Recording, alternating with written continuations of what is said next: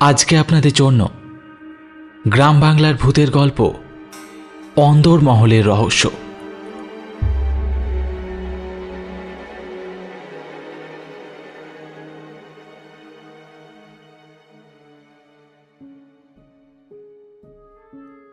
এই ঘটনাটি আমি আমার মামাবাড়ির দাদুর মুখ থেকে শুনেছিলাম। তিনি ঠিক যেভাবে আমাকে গল্পটা বলেছিলেন আমি সেভাবেই তোমাদের বলছি। আজ থেকে প্রায় 40 বছর আগেকার কথা। আমার বয়স তখন 30-35। একটা ঠিকাদারের কাজে আমাকে হাওড়া জেলার একটা জায়গায় যেতে হয়েছিল। একদিন সকাল সকাল রওনা হয়ে পড়লাম সেই জায়গায়। পৌঁছালাম সেই দুপুর বেলায়। ব্যবসার কাজ, তাই কিছুদিন থাকতেই হবে। সেই জন্য একটা ভাড়া বাড়ি নেব বলে ঠিক করেছিলাম। সেই জায়গায় পৌঁছে একটা চায়ের দোকানে চা খেতে খেতে ভাড়া বাড়ির খোঁজ নিলাম। চাওলা বলল, এখানে ভাড়া বাড়ি পাওয়া শক্ত, তবে বিজন বাবুর সাথে দেখা করতে পারেন, উনি ভাড়া বাড়ি দেন। তবে একটা কথা বলে রাখি, অন্দর মহল বলে একটা বাড়ি আছে, সেটা কিন্তু নিতে চাইবেন না, বুঝলেন? আমি একটু অবাক হয়ে বললাম, কেন, সে বাড়িতে কি আছে? আর বলবেন না, ও বাড়ি ভালো না। এর থেকে বেশি আমি কিছু বলতে পারবো না, নইলে আবার রক্ষে থাকবে না। আপনি কথাখান মাথায় রাখবেন। আমি আর কিছু না বলে বিজনবাবুর ঠিকানা নিয়ে তার বাড়ির দিকে চললাম।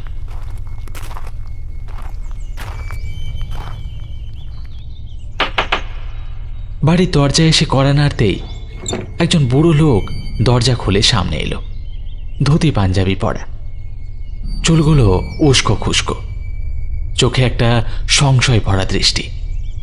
আমায় ভালোভাবে দেখে নিয়ে বলল, কাকে চাই? আমি বললাম, আগে বিজন বাবুকে। আমি বিজন বাবু, বলুন কি দরকার? আমি কিছুদিনের জন্য এখানে এসেছি একটা ব্যবসার কাজে। কিছুদিন থাকতে হবে, তাই একটা ভাড়া বাড়ি খুঁজছিলাম। একজন আপনার সাথে দেখা করতে বলল। আচ্ছা আচ্ছা, বুঝলাম। তা ভাড়া বাড়ি এখন তো বেশি খালি নেই, একখানি পড়ে আছে, চলুন দেখে নেবেন। লোকটি আমায় নিয়ে একটা সরু গলি দিয়ে একটা ছোট্ট দোতলা বাড়ির সামনে এসে হাজির হলো। বাড়িটার নাম দেখলাম অন্দর মহল। নামটা দেখে আমার চাওলার কথা মনে পড়ল, কিন্তু কাজের কথা ভেবে আমি আর কিছু বললাম না। কিছুদিনের ব্যাপার, ও ঠিক কাটিয়ে দেব। বাড়ির নিচের তলাটা উনি আমাকে ঘুরিয়ে দেখালেন। একটা শোয়ার ঘর আর একটা রান্নাঘর। চারিদিকটা দেখলাম বেশ নির্জন। আমার খুব পছন্দই হলো, কারণ আমি লোকজন বেশি পছন্দ করি না। আমি নিচের তলাটায় ভাড়া নিলাম। বেশ কম পয়সার মধ্যেই ভাড়া বাড়িটা পেয়ে গেলাম। বিজনবাবু চাকর দিয়ে বাড়িটা পরিষ্কার করিয়ে চলে গেলেন। ওপরে কেউ থাকে কিনা জিজ্ঞেস করার আগেই ভদ্রলোক চলে গেলেন। আমি জিনিসপত্র নিয়ে বাড়ির মধ্যে ঢুকলাম। শোয়ার ঘরে একটা চৌকি পাতা ছিল, তাতেই বিছানাপত্র পেতে ঠিক করলাম। রান্নাঘরে দেখলাম একটা স্টোভ রয়েছে।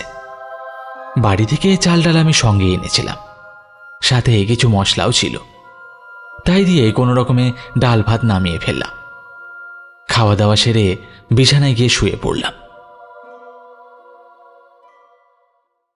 ঘুমটা যখন ভাঙলো দেখলাম সন্ধে হয়ে গেছে। টর্চ জেলে ঘরে থাকা হাঁড়িকেনটা জ্বালালাম। তারপর পাতকুয়োর কাছে গিয়ে বাসনগুলো মেজে নিলাম।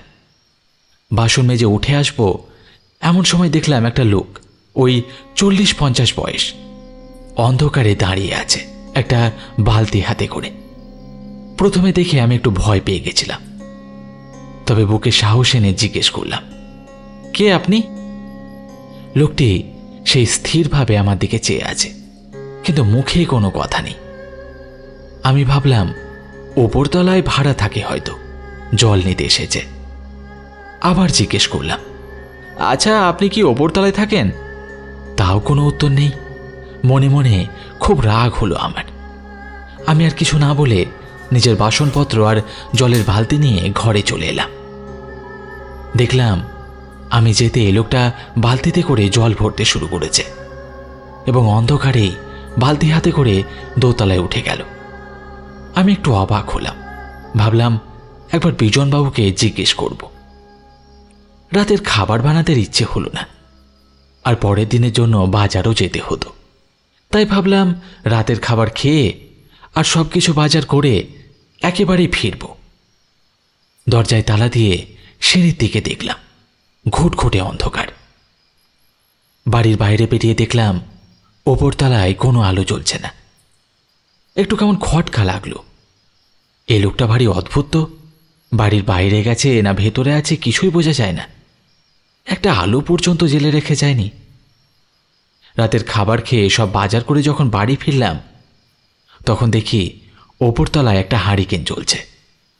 মনে মনে ভাবলাম তিনি হয়তো বাড়িতেই আছেন। আমি পরিচয় করার জন্য সব বাজার ঘরে রেখে ওপরে গেলাম।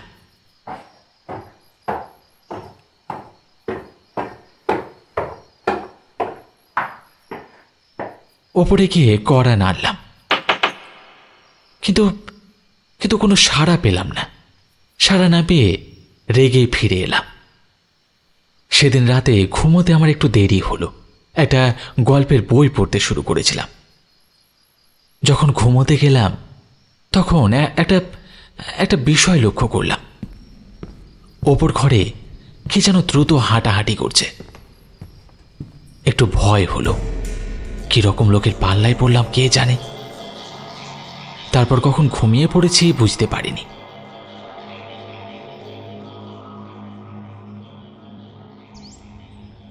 ঘুম থেকে উঠে স্নান খাওয়া সেরে তাড়াতাড়ি কাজে গেলাম। কাজ থেকে ফেরার সময় বিজনবাবুর সাথে দেখা। তিনি আমাকে দেখে জিজ্ঞেস করলেন, কোনো অসুবিধে হচ্ছে না তো?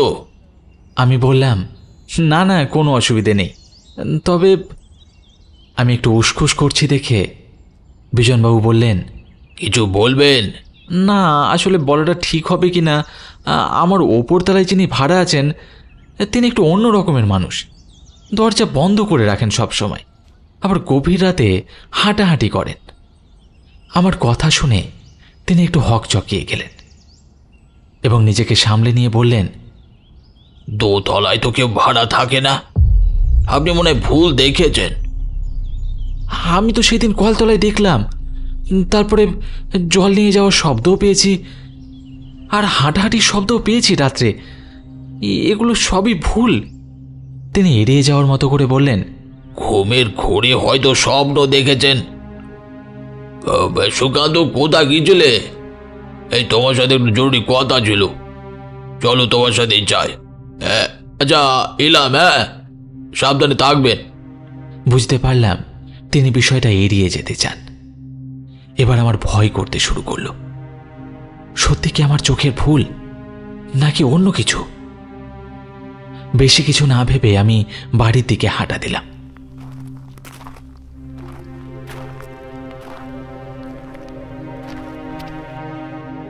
সেদিন আর কোনো আশ্চর্য ব্যাপার দেখলাম না।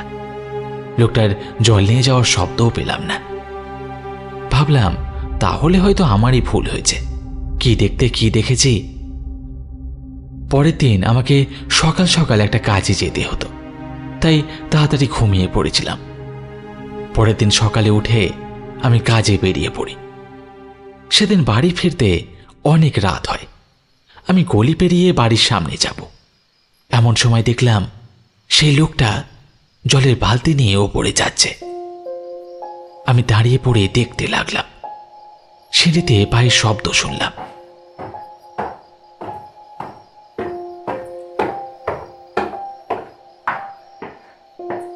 তারপর ঘর খোলার শব্দ পেলাম, কিন্তু হারিকেন জ্বলল না।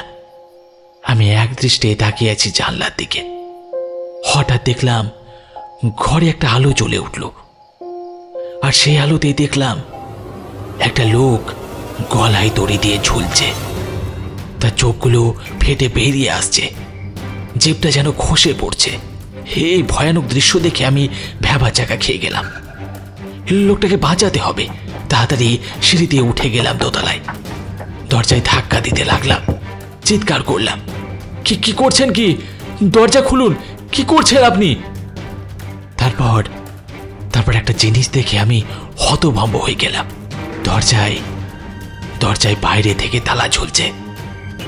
আমি যেন এটা দেখে পাথরে পরিণত হলাম। কি করব কিছুই বুঝতে পারছি না। একটু সম্বিত ফিরে পেতেই আমি বাড়ি ছেড়ে পালালাম। বাড়ি থেকে কিছুটা দূরেই একটা মন্দির ছিল, সেখানে গিয়ে একটা বেঞ্চিতে বসে বাকি রাতটা কাটালাম।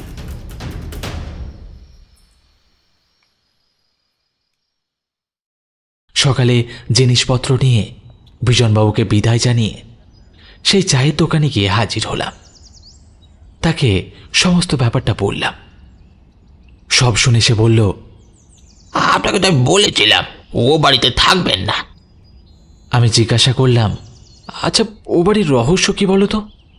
সে একটু গলা নামিয়ে বলল, আমার কাছে যে শুনেছেন এটা কিন্তু বলবেন না। আসলে 2 বছর আগে ও বাড়ির দোতলায় একটা লোক ভাড়া থাকতো। একদিন সকালবেলা দেখা গেল তিনি গলায় দড়ি দিয়ে ঝুলছেন। লোক মুখে শুনেছিলাম তিনি চড়া সুদে টাকা ধার নিয়েছিলেন, শোধ করতে পারেননি, তাই আর কোনো উপায় না দেখে আত্মহত্যা করেছিলেন। তারপর থেকে ও বাড়িতে কেউ থাকতে পারে না। বিজনবাবু তো নিজেই সে বাড়ি ছেড়ে পালিয়ে এসেছেন। আপনি কিন্তু বলবেন না কাউকে, হ্যাঁ? বুঝতে পারছেন? সব কথা শুনে আমি ভগবানকে ধন্যবাদ জানিয়ে নতুন বাড়ির খোঁজে বেরিয়ে পড়লাম।